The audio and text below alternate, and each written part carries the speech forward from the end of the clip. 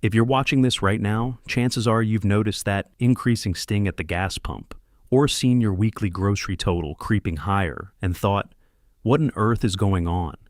Today we're breaking down everything happening in the global economy right now, because it's bigger than just fuel prices.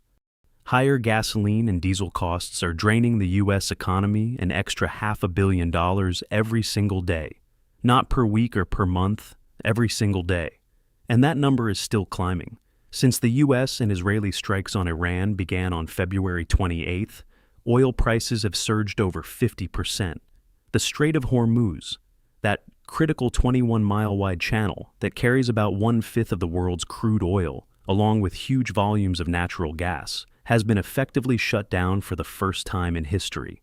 Brent crude is now trading above $110 a barrel. Just 3 weeks ago, it was around $70. But the price you see when you pull up to the pump, that's actually the smallest piece of what's coming. There are 5 major waves of price increases heading straight for your wallet, each one building on the last.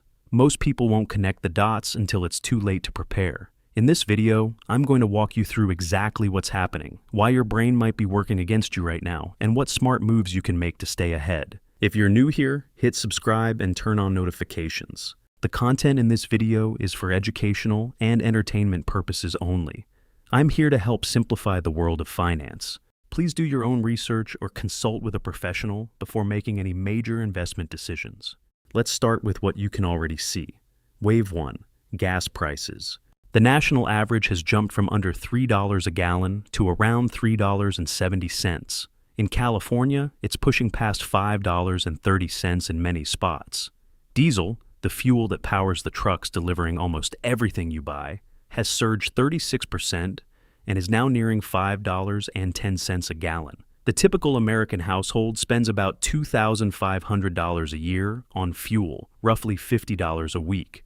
Suddenly paying $10 or $15 more per week doesn't sound like a disaster on its own, so your brain files it under annoying but manageable and moves on.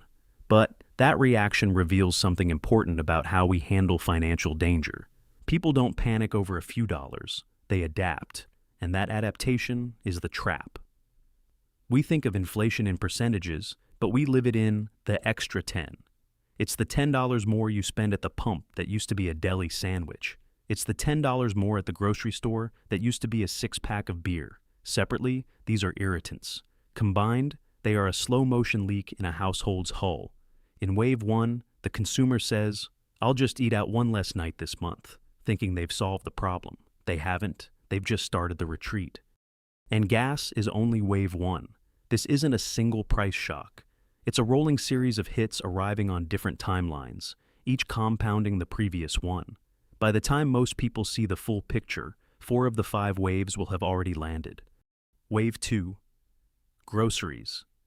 Wave 2 is hitting stores right now, especially perishables like fresh produce, meat, and dairy. They travel in refrigerated trucks running on diesel. With diesel costs up 36%, the price of moving fresh food has shot up dramatically. Supply chain researchers say grocery stores will be the next place consumers notice higher prices outside the gas station. Wave 3 is air travel. Jet fuel has surged roughly 85% since the conflict started. Airlines from major U.S. carriers to international names have already announced fare hikes. Unlike daily gas prices, airlines lock fuel costs into their models months ahead. So even if oil drops tomorrow, those higher ticket prices for summer vacations are likely to stick around for a while. Wave 3. Fertilizer. Fertilizer production relies heavily on fossil fuels, up to 80% of the cost in many cases. Several key producers in the Middle East, including Iran, Qatar, Saudi Arabia, and the UAE, are directly impacted. Roughly 1/3 of the global fertilizer supply normally passes through the Strait of Hormuz, which is currently disrupted. Farmers are paying premium prices for inputs right now, which means the food you'll eat in September and October is already getting more expensive. Wave 5. Interest rates. If you were planning to buy a home or refinance, the math just changed. When inflation shocks meet geopolitical uncertainty, people don't just spend less, they freeze. They delay big purchases because they lose confidence in what tomorrow will cost. When millions of households pause at once, it can slow the whole economy.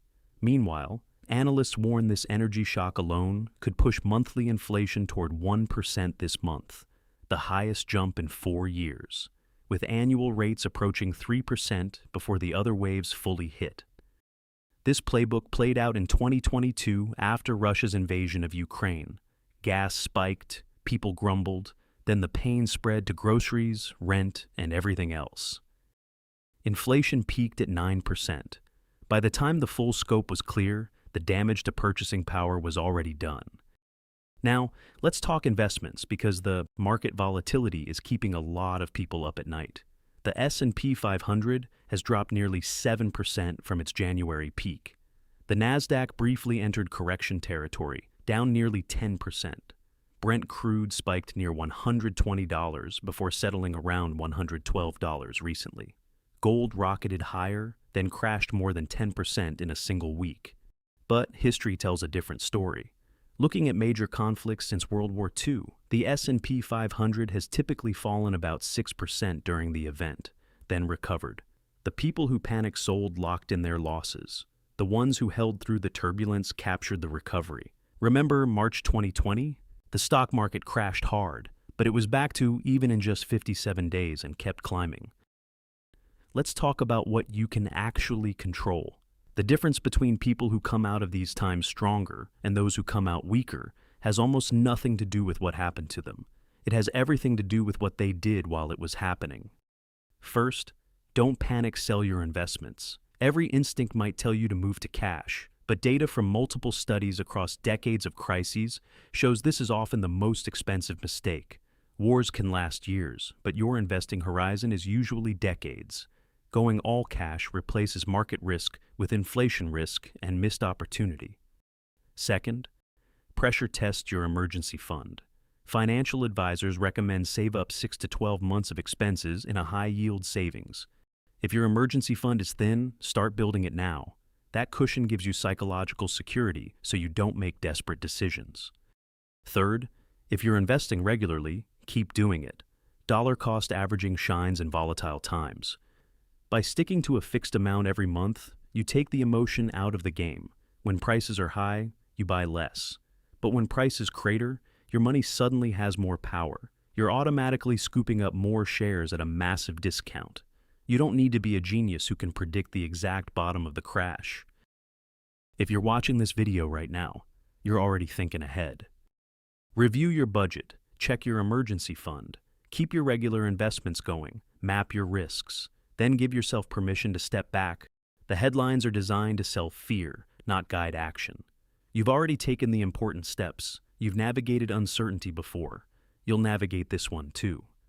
If this video brought you some clarity today, join the channel and subscribe.